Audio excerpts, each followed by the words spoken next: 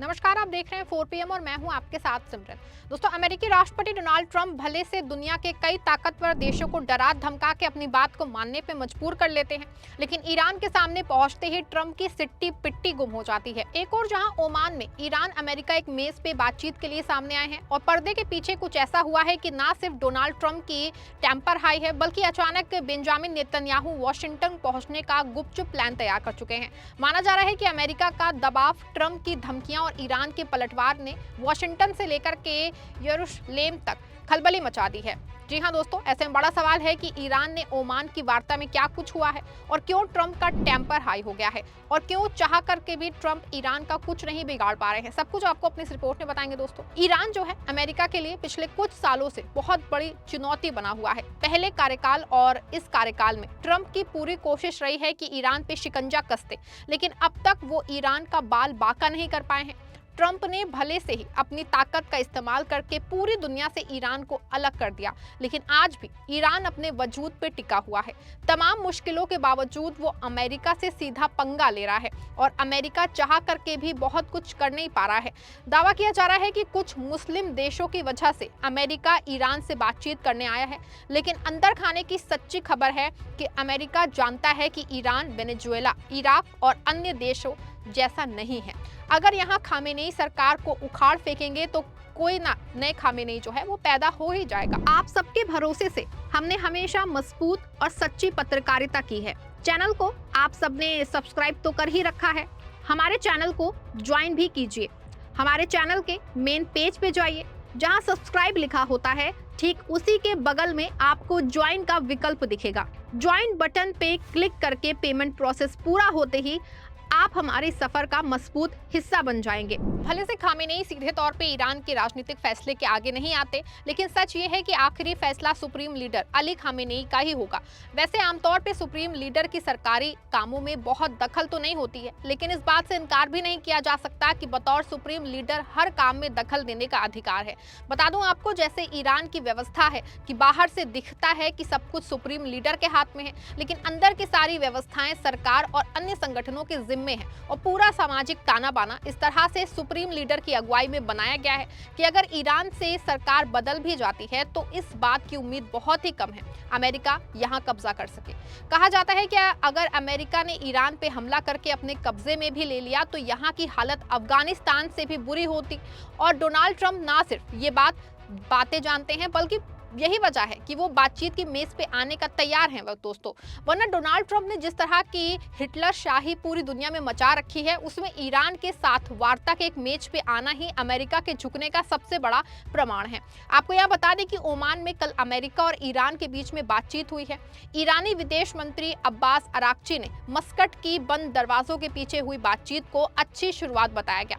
Trump ने Twitter पे दावा किया है कि बातचीत बहुत अच्छी रही, लेकिन अंदर खाने की हकीकत है कि ईरान ने ट्रंप के मुंह पे तमाचा जड़ दिया है। ईरानी विदेश मंत्री अब्बास अराक्ची ने साफ कह दिया है कि हम सिर्फ परमाणु मुद्दे पे बात करेंगे। हमारी मिसाइलें, हमारा क्षेत्रीय नेटवर्क और हमारी सुरक्षा ये सौदेबाजी की चीजें नहीं है। सोचिए, ट्रंप चाहते थे कि ईरान अपने घुटनों पे आए, ट्रंप चाहते थे कि ईरान अपनी बैलिस्टिक मिसाइलें तोड़ दे, लेकिन ईरान ने क्या जवाब दिया? परमाणु संवर्धन हमारा अविभाज्य अधिकार है, इसे दुनिया की कोई ताकत नहीं रोक सकती। ऐसे में साफ है कि ईरान टस से मस नहीं हुआ। अमेरिका का दबाव धरा का धरा रह गया। ईरान ने दो टूक कह दिया है कि अगर ट्रंप ने ईरानी जमीन पे हमला करने की हिमाकत की तो खाड़ी में मौजूद एक एक अमेरिकी सैन्य ठिकाना आग के गोले में बदल दिया जाएगा। बता दूं आपको दोस्तों, वैसे तो ट्रंप ने ट्विटर पे जानकारी दी है कि बातचीत सार्थक दिशा में आगे बढ़ रही है, लेकिन सच्चाई है कि ओमान में जिस तरह से ईरान ने अपना दावा पेश किया है, उसने ट्रंप के टेम्पर को बढ़ा दिया है। यही वजह है कि बातचीत खत्म होने के चंद घंटों के भीतर ट्रंप ने एक नया एग्जीक्यूटिव ऑर्डर जारी कर दिया है। ट्रंप ने कहा कि जो भी देश ईरान से तेल खरीदेगा या व्यापार करेगा, अमेरिका उस पे 25% का भारी टैरिफ ठोक देगा। ऐसे में साफ दिख रहा है कि एक तरफ ट्रंप चाय की मेज पे बात करते हैं, दूसरी तरफ ईरान का गला घोटने की कोशिश करते हैं। इस बात का सबूत है कि ट्रंप की कोशिश है कि ईरान भूखा मर जाए, लेकिन ईरान के पास वो आत्मसम्मान है जिसे ट्रंप अपनी दौलत से नहीं खरीद सकते। डोनाल्ड ट्रंप को ईरान से एक बड़ी जिद और भी है, वो ये है कि ईरान के सुप्रीम लीडर अली खामेनेई उनसे क्यों नहीं मिलते। ट्रंप ने उत्तर कोरिया के किम जोंग उन से हाथ मिलाया, पुतिन से दोस्ती की, लेकिन खामेनेई के मामले में वो नाकाम रहे। इसका जवाब अली खामेनेई की विचारधारा में है। खामेनेई के लिए अमेरिका सिर्फ एक देश नहीं बल्कि ग्रेट शैतान, बड़ा शैतान है। वो ट्रंप को एक ऐसा नेता मानते हैं जो अपनी बात का पक्का नहीं है। आपको याद होगा कि साल 2019 में जापान के तत्कालीन प्रधानमंत्री शिंजो आबे तेहरान गए थे। वो ट्रंप का एक लिखित संदेश लेके खामेनेई के पास पहुंचे थे। आबे ने बड़ी उम्मीद के साथ कहा था कि ट्रंप बातचीत चाहते हैं, लेकिन अली खामेनेई का जवाब इतिहास के पन्नों में दर्ज हो गया। उन्होंने शिंजो आबे के सामने रखे उस संदेश की ओर देखा तक नहीं।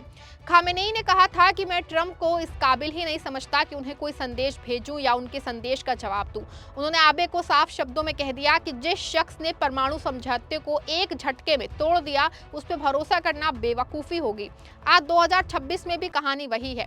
ट्रंप फिर से वही गलती कर रहे हैं। दबाव डाल के ईरान को झुकाना चाहते हैं, लेकिन खामेनेई जानते हैं झुकना मतलब गुलामी है। बता दें आपको, जहां एक और ईरान के तेवर सख्त हैं, वहीं बेंजामिन नेतन्याहू के दिल की धड़कन बढ़ गई है। इजराइल को डर है कि अगर ट्रंप और ईरान के बीच सिर्फ परमाणु मुद्दे पे समझौता हो गया तो ईरान की मिसाइलें इजराइल के लिए काल बन जाएंगी। नेतन्याहू अब ट्रंप पर भी भरोसा नहीं रहा। उन्हें लग रहा है कि कहीं ट्रंप अपनी डील की सनक में इजराइल की सुरक्षा को खतरे में न डाल दे। इसीलिए नेतन्याहू अपनी आधिकारिक यात्रा से एक हफ्ते पहले ही वॉशिंगटन भाग रहे हैं।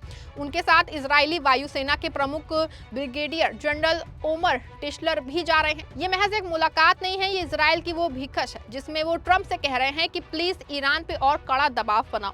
नेतन्याहू चाहते हैं कि ट्रंप ईरान को पूरी तरह बर्बाद कर दे। मीडिया रिपोर्ट्स के अनुसार ट्रंप के दामाद जेरेड कुशनर और उनके खास दूत स्टीव विटकॉफ अरब सागर में तैनात एयरक्राफ्ट कैरियर पे पहुंच चुके हैं। वहां से वो दहाड़ रहे हैं कि ट्रंप की नीति ताकत के दम पे शांति है, लेकिन ये शांति नहीं, ये उकसावा है। ट्रंप को लगता है कि विमान वाहक पोत दिखा के वो ईरान को डरा देंगे, लेकिन ट्रंप भूल रहे हैं कि ये 1990 का दशक नहीं है। आज का ईरान ड्रोन तकनीक, हाइपरसोनिक मिसाइलों और अपने एक्सिस ऑफ रेजिडेंस के दम पे अमेरिका को मिडिल ईस्ट से बाहर खदेड़ने की ताकत रखता है। ट्रंप की यह हेकड़ी जल्द ही मिट्टी में मिल सकती है। ऐसे में बड़ा सवाल है कि क्या ट्रंप अपनी जिद छोड़ेंगे, क्या नेतन्याहू का दबाव कम करेगा। हकीकत तो ये है कि ट्रंप की नीतियां सिर्फ अशांति फैला रही हैं। एक तरफ आप ट्रेड डील की बात करते हैं, दूसरी तरफ पूरी दुनिया को आर्थिक प्रतिबंधों को धमकी देते हैं। ईरान ने साफ कर दिया है कि हम बातचीत के लिए तैयार हैं, लेकिन गुलामी के लिए नहीं। अगर ट्रंप ने अपनी तानाशाही कम नहीं की तो 2026 का ये साल दुनिया के लिए सबसे काला साल साबित हो सकता है। नेतन्याहू की बेचैनी और ट्रंप का अहंकार दुनिया को तीसरे विश्व युद्ध की ओर धकेल रहा है। आप क्या सोचते हैं, क्या ट्रंप ईरान को झुका पाएगा या फिर एक बार फिर अमेरिका का दबाव धरा का धरा रह जाएगा? कमेंट में अपनी राय जरूर बताइएगा।